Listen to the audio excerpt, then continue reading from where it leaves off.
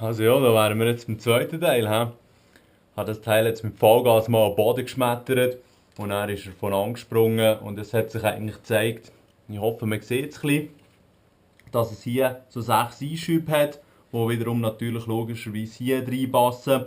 Und wenn es mal jemand möchte aufmachen ohne es gerade zu zerstören, besteht die Möglichkeit, dass man halt die Abdeckungen für die Anschlüsse dann wegschieben, was mehr oder weniger leicht geht. Ja, aber es ist fraglich. Es ist nicht so bald, dass man es auseinandernehmen kann. Und dann könnte man hier mal reinschauen und allzu viel ist natürlich nicht drin. Offensichtlich ein Chip aus Japan haben. Und ja, das kleine Platinchen tut eigentlich, glaube ich, nur die Videos ein bisschen umrechnen in ein handliches Format rein. Und was ich ganz komisch finde, hier die Abdeckungsplatte von oben hat 2 so Metallplättchen drin, die das eigentlich noch verhältnismäßig schwer machen. Weil wenn man die 2 Metallplättchen weglassen würde, wäre der Elgato unglaublich leicht.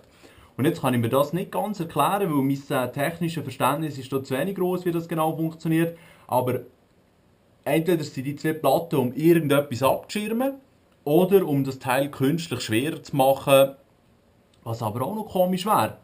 Ja, ich habe mir jetzt einen neuen bestellt. Weil ohne Elgato gibt es keine Videos und darum ist das unbedingt nötig.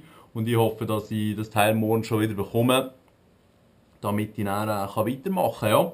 Mit dem Colosso Dead Space 3 Let's Play. Ja, das wäre es mal gewesen. Kleine Elgato von Agnes Show. Macht's gut, ciao zusammen.